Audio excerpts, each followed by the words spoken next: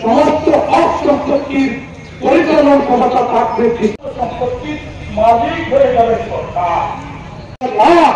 আমি হিমন্ত শর্মা নরেন্দ্র মোদী 2 রাকাত আল্লাহর কাছে নামাজ পড়ে আর আমরা আসবো ইনশাআল্লাহ। সুলতান জিন্দাবাদ।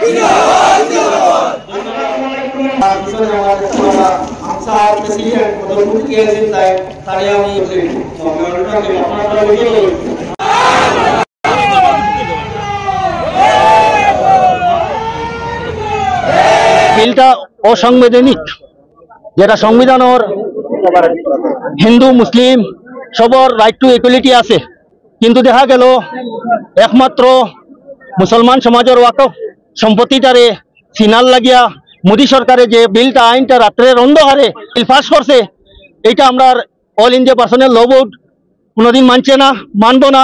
আমরা মেসেজ দিতে চাই ভারতের নরেন্দ্র মোদী সরকারে যে গণতন্ত্র সরকার হিসাবে, গণতন্ত্র দেশ হিসাবে, রাইট টু ইকুয়ালিটি হিসাবে আপনি দেশের কানুন ভঙ্গন করছেন, আপনি সংবিধান ভঙ্গন করছেন, উল্লঙ্ঘন করছেন।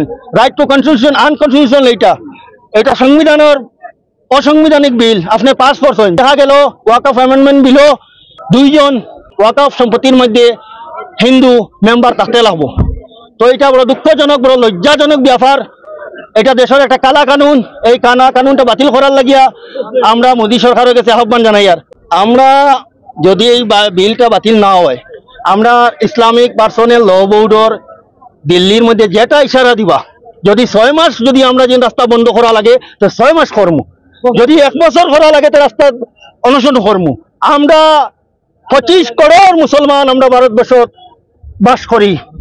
আমরা 2% শিখ ভাইতে যেরকম কৃষক আন্দোলন খান গণতান্ত্রিক পদ্ধতিতে জোর তুলছেন, আমরা এই বিল বাতিল করার লাগে আমরা গণতান্ত্রিক পদ্ধতিতে অহিংস আন্দোলন চালাইয়া যাইমু। আমরা আকাবিরি নকলর যেটা আওয়াজ দিবা, যেটা আলিম সমাজে আওয়াজ দিবা, যেটা ইসলামিক পার্সোনাল ল বোর্ড হলে আওয়াজ দিবা, আমরা তা মানিয়া আমরা প্রতিবাদ চালাই।